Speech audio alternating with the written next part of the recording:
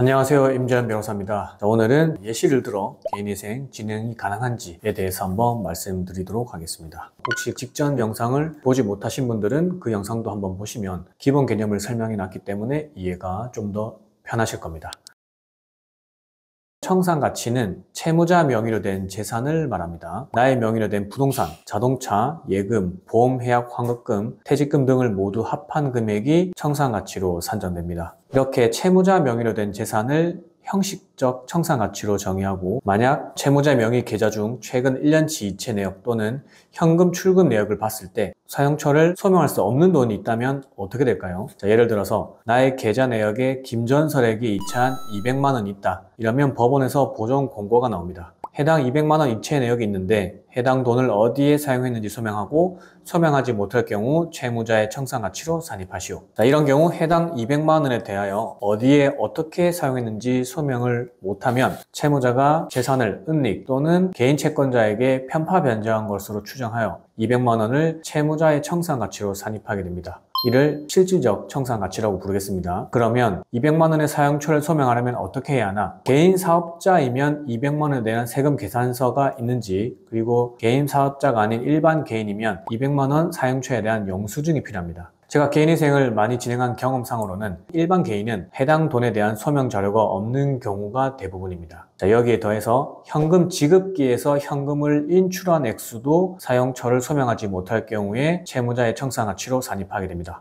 제가 했던 사건 중에서는 현금만 쓰시는 분이 있었는데요. 현금 출금기에서 50만 원을 빼서 장을 보셨습니다. 다행히도 이분은 그 마트에서 받았던 영수증을 보관을 하고 있었습니다. 그래서 그 50만 원에 대한 사용처를 마트 영수증이라든지 아니면 다른 구매 영수증을 저희가 첨부를 해서 소명을 했던 적이 있습니다. 자, 그러면 2025년 최저 생계비를 기준으로 해서 변제 계획안은 어떻게 나오는지 살펴보겠습니다. 채무 5천만 원, 급여 세후 200만 원, 그리고 1인 가구입니다. 형식적 청산가치는 2,200만 원, 실질적 청산가치를 800만 원이라고 가정해 보겠습니다. 최저생계비 2025년 기준 형식적 청산가치 2,200만 원만 산입할 경우에는 월 변제금은 200만 원에서 143만 원을 빼고 57만 원이 될 겁니다. 그리고 변제 개월수를 한 48개월로 잡아볼게요. 그러면 총 변제금은 57만 원 곱하기 48개월에서 2,736만 원이 나옵니다. 그러면은 2,200만 원을 넘는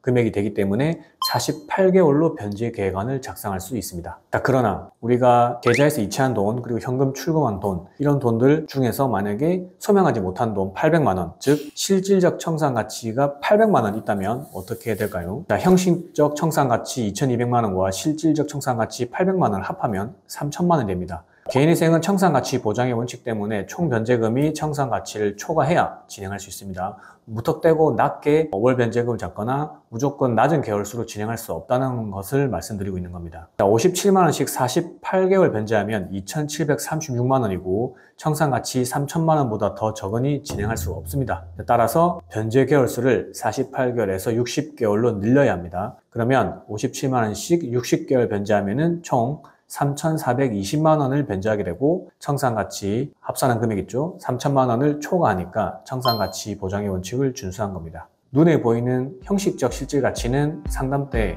다 잡아낼 수 있습니다. 그러나 실질적 형산가치, 1년치 계좌를 열었을 때 내가 이체한 내역들, 그리고 현금 지급기에서 출금한 내역들, 이런 부분들은 상담에선 잡아낼 수 없는 부분들이 있습니다. 따라서 좀 더 보수적으로 변제 계획안을 일단 말씀드리고 있고요. 무턱대고 무조건 됩니다, 이런 것들은 이런 사정을 모르고 얘기하는 거기 때문에 조심하셔야 됩니다. 오늘 영상도 도움이 되셨다면 구독, 좋아요, 알림 설정 부탁드리고요. 혹시나 개인회생, 개인 파산에 대해서 좀 더 상세한 상담을 원하시면 법무법인 율마루로 전화 주시면 친절히 상담 드리도록 하겠습니다. 감사합니다.